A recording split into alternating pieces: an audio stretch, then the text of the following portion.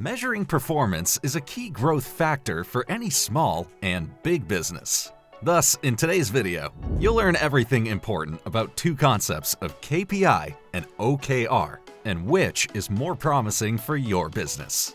Watch till the end, and we'll tell you how to avoid widespread mistakes in using these metrics. Stay tuned. This is a channel by Jelvix. We help top brands worldwide to innovate and accelerate digital transformation. We post weekly videos on tech in 5 minutes. Don't forget to subscribe. Let's start with an obvious question. What are KPIs and OKRs themselves?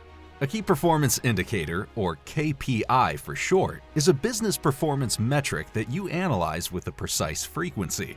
Mostly, these measurable numbers demonstrate how effectively your business is moving towards goals. For example, if you like to measure your retail business success, you might analyze such factors as number of customers, average transaction value, and customer acquisition cost. Voila! If these indicators are satisfying, you can be proud of yourselves. It's pretty nice and easy, but seems like something is missing, right? Now let's go look at OKR and compare them.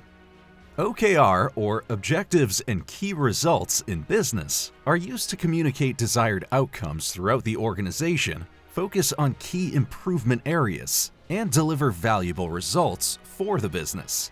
So if we take our previous example, then KPI named Customer Acquisition Cost will transform into reduce average acquisition cost per customer from $100 to $50, OKR. Here, that's the heart of the matter. Figuratively, we can say that OKRs are KPIs, but with soul. They not only show what your business has already achieved, but also what you need to achieve in the future. Now, taking this into account, it's nothing special that many companies start working with this new, more trendy concept and are getting rid of obsolete KPIs. But we in Jelvix have another experience, and we'll share it with you. So, can OKRs entirely replace KPIs or not? And why? Indeed, OKRs have many advantages over KPIs. First and most importantly, they show an ambition to make a breakthrough in business rather than just a plank that is adhered to. 0 routines, 100% progress. Secondly, there is a rule of a max focus in OKR's concept. This means you shouldn't pose more aims than you can really achieve. At the same time, KPIs often cover most of the business performance indicators and don't really have any number limit. In this situation, your team won't understand which factor they should focus on. And last but not least is OKR's flexibility and transparency.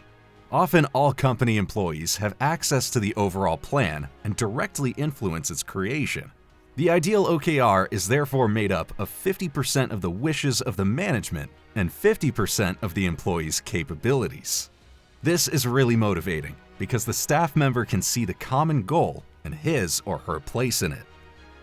Now, you may have the thought in your head that the answer to the original question is quite obvious. Yes, OKR can easily replace KPI, but practice shows the opposite. Let's take our old example about customer acquisition cost.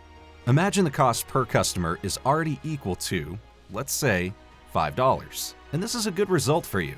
Is it necessary to focus the team's attention on this indicator? It makes sense that it's better to focus on other aspects that need improvement. But then, what to do about customer acquisition costs? If the management stops monitoring this indicator, it might worsen, and nobody will react adequately. Jelvix and many other companies have solved this problem using OKRs and KPIs together.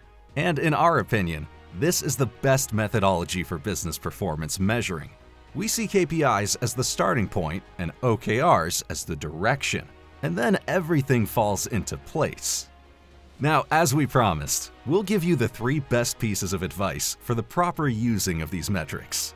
Ready? Let's get straight to the point. First of all, while working with KPIs, you often may fall into making them full-fledged OKRs and vice versa. But don't fall into this trap. The main letter in KPI is I. Indicator. Keep objectives for O in OKRs and be happy. The second is the use of lagging KPIs. For example, you often consider the number of buyers as the primary indicator, but sometimes you have to look at the ratio of visitors to buyers, and then you may see some interesting things. It can be that starting point from which you build a competent OKR. And the last one is related to inappropriate OKRs. You may want to set an over-ambitious goal that you can't achieve. Or on the contrary, you might not use your team's full potential and lose precious time. Be objective.